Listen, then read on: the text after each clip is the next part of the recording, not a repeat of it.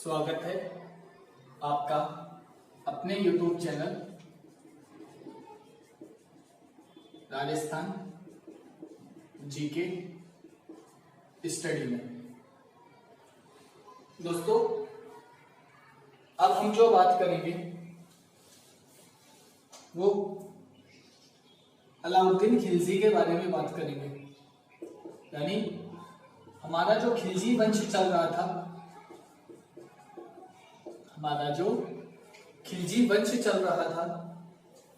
ये इसका दूसरा वीडियो क्लिप है। और इस वीडियो क्लिप में आज हम अलाउद्दीन खिलजी के बारे में पढ़ेंगे। तो दोस्तों, अलाउद्दीन खिलजी कहते हैं कि इसका जन्म होता है 1266 बंगाल में।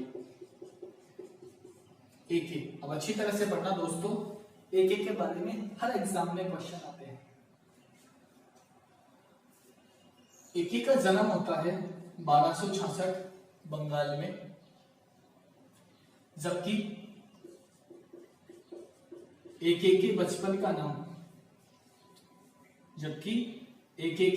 का जो नाम था वो अली गुरशास्प था। क्या नाम था? अली गुरशास्प था। एक के बचपन का जो नाम था वो अली गुरशास्प था,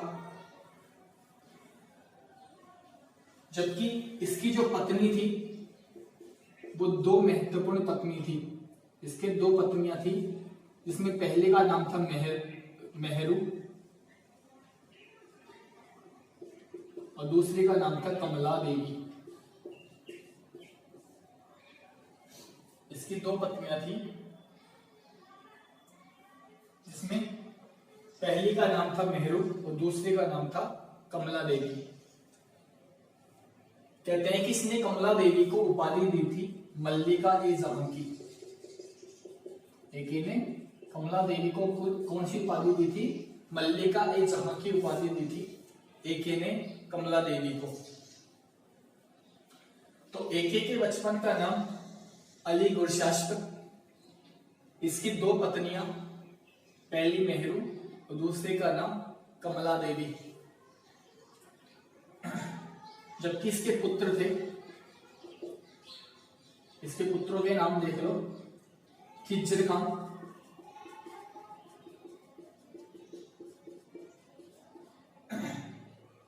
सादी खां,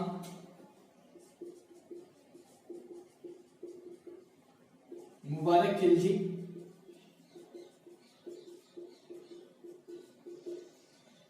और आपका शहबुद्दीन उमर।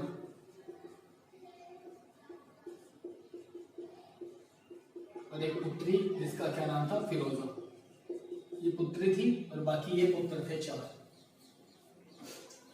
कि एक के चार पुत्र, खिज्र खां, सादी खां, मुबारक खिलजी, शहाबुद्दीन उमर और एक पुत्री जिसका क्या नाम था? फिरोजा। पुत्री का नाम याद रखना, चाहे पुत्र के याद रखना। पुत्री का क्या नाम था? फिरोजा। तो ये एक के कुछ बारे में छोटी सी जानकारियां थी। जन्म 1266 बंगाल, बचपन का नाम अली व गुरशास्प, पत्नियां दो, मेहरू है कमला देवी। कमला देवी को मल्लिका ए जहां की उपाधि दी। पुत्र थे चार, खिज्र खां, सादी खां, मुबारक खिलजी, शहाबुद्दीन उमर और एक पुत्री जिसका क्या नाम था? फिरोजा। कहते हैं कि इस एक के दरबार में एक विद्वान रहता था। इस एक के दरबार में विद्वान रहता था, जिसको आप किस नाम से जानते हो? अमीर खुसरो के नाम से। इसके बारे में पूरी डिटेल बताऊंगा। एक वीडियो चैप्टर स्पेशली अमीर खुसरो के बारे में बनाऊंगा, जिसमें अमीर खुसरो के बारे में पूरी जानकारी दूंगा। अभी ये याद रखो कि अमीर खुसरो इस एक के दरबार में रहता था और इसी खुसरो ने एके को 2 टाइटल दिए थे, यानी 2 उपाधियां दी थी, यानी 2 कथन कहे थे। इसी खुसरो ने एके के बारे में कितने कथन कहे थे? 2 कथन कहे थे। पहला, युग का विजेता। पहला क्या कहा था? युग का विजेता। और दूसरा कहा था विश्व का सुल्तान। अब समझना दोस्तों कि एके के दरबार में जो विद्वान अमीर खुसरो रहता था, उस खुसरो ने इस एके के बारे में 2 कथन कहे। पहला, युग का विजेता, दूसरा विश्व का सुल्तान। ठीक है दोस्तों, आगे की बात करें। जबकि इस एके ने खुद ने एक उपाधि धारण की, इस एके ने खुद ने एक उपाधि धारण करी, और वो उपाधि कौन सी थी?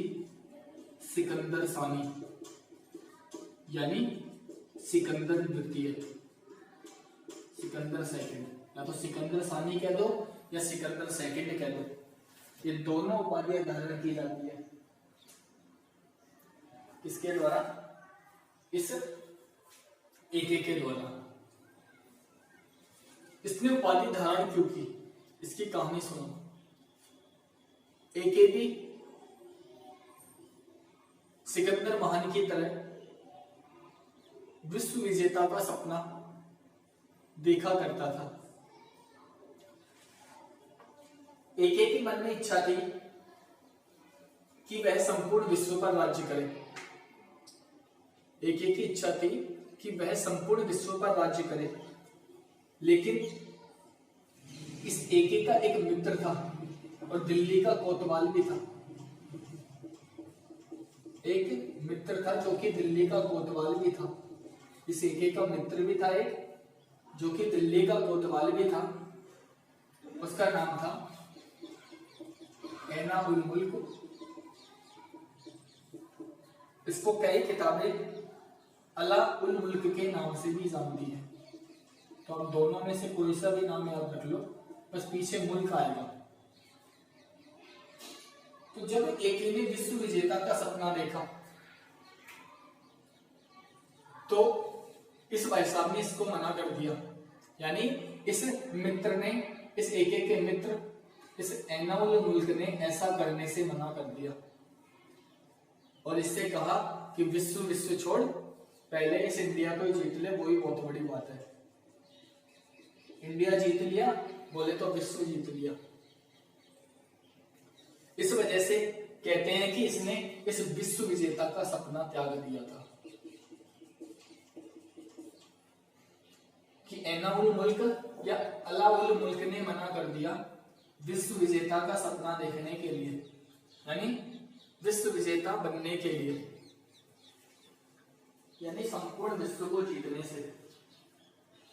और इसलिए इस एके ने विश्व विजेता का सपना त्याग दिया और इसके बदले में उपाधि कौन सी धारण करी? सिकंदर सानी या सिकंदर सेकंड की। कहते हैं कि एके ने एक और सपना देखा था पैगंबर बनने का। पैगंबर बताया था खलीफा बनने का, यानी ईश्वर के बाद, मतलब खुद ईश्वर बनना चाहता था ये एके, और ईश्वर बनकर एक धर्म चलाना चाहता था नया, एक नया धर्म चलाना चाहता था। तो दिल्ली सल्तनत का पहला शासक जिसने पैगंबर बनने का सपना देखा था वो आपके कौन आएगा? अलाउद्दीन खिलजी। ध्यान रखना इस बात को। यूपीएसआई की जो तैयारी कर रहे हैं वो स्पेशली ध्यान रखना कि पैगंबर बनने का जो सबसे पहले सपना देखा वो आपके इसी एके ने देखा था, और इसने एक धर्म भी चलाने की सोची थी, लेकिन इसी ऐना उल मुल्क के कहने पर इसने इस धर्म चलाने का विचार भी त्याग दिया था। यानी विश्व विजेता का सपना भी त्याग दिया इसके कहने पर, और धर्म चलाने का सपना भी त्याग दिया और कहा इस एनामुल मुल्क ने इससे कि नया धर्म छोड़ और इसी इस्लाम धर्म को आगे बढ़ा। इसलिए एके केवल और केवल इंडिया में ही आक्रमण करेगा और संपूर्ण इंडिया को जीतेगा, लगभग संपूर्ण इंडिया पर अधिकार करेगा। एके कैसे वे किस प्रकार से आगे बात करते हैं। ठीक है दोस्तों, आप ये लिख लीजिए।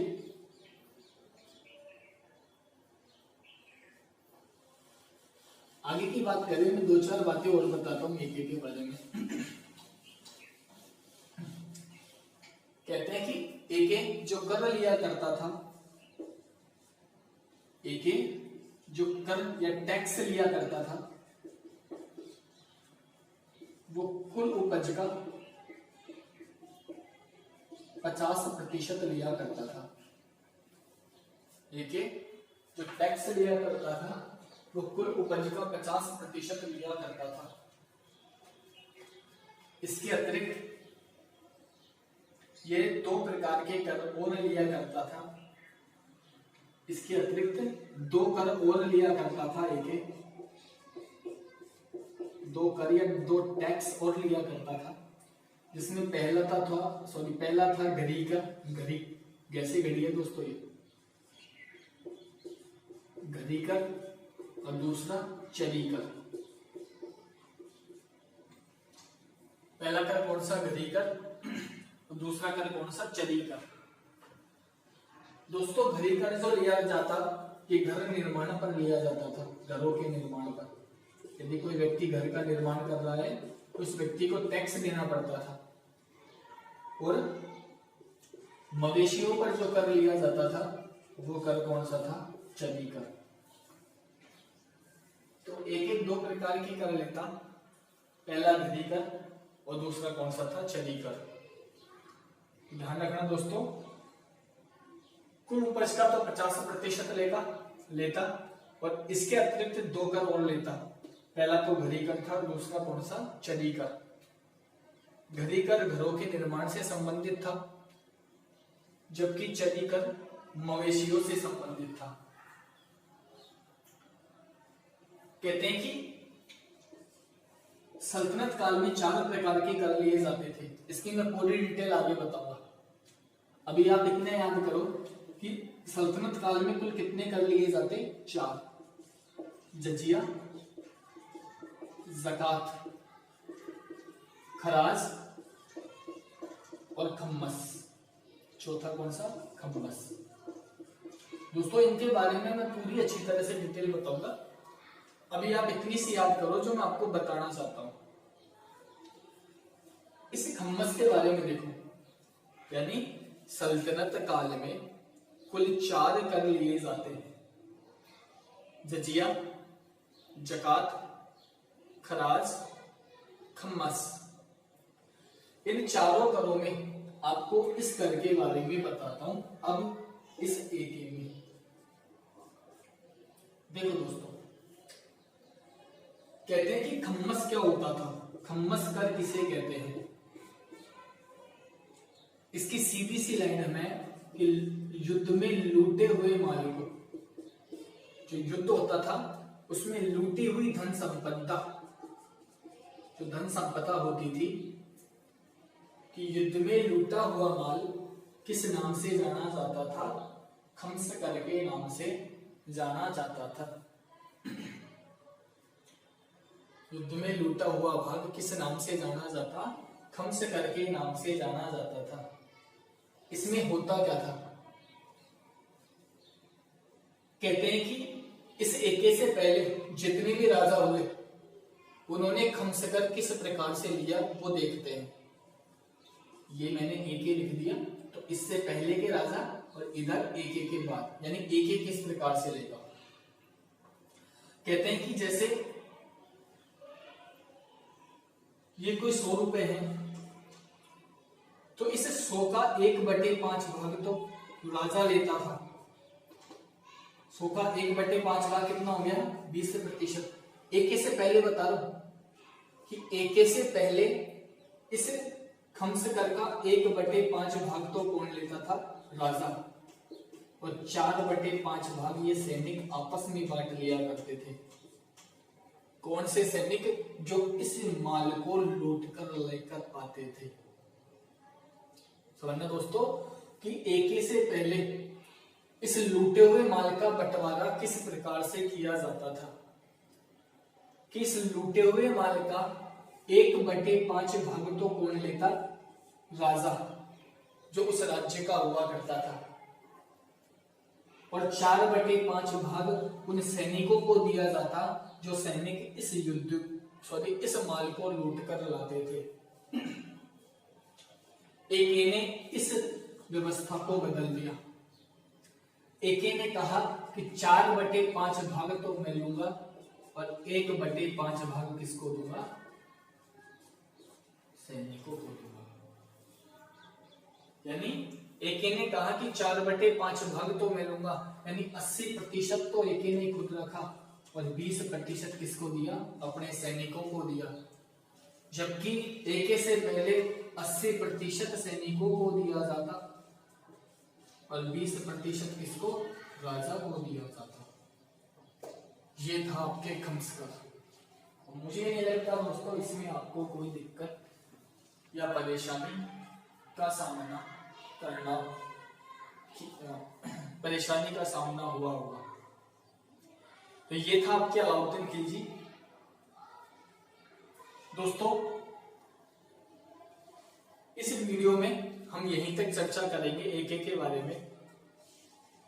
हमारा जो अगला वीडियो होगा वो अलाउद्दीन खिलजी को लेकर ही होगा, जिसमें हम अलाउद्दीन की राजनीति, उसके महत्वपूर्ण युद्ध तथा उसकी बाजार व्यवस्था के बारे में चर्चा करेंगे। धन्यवाद दोस्तों। वंदे मातरम। जय हिंद। आप इस वीडियो को ज्यादा से ज्यादा शेयर करें, ज्यादा से ज्यादा लाइक करें तथा हमारे चैनल को सब्सक्राइब करें। धन्यवाद दोस्तों।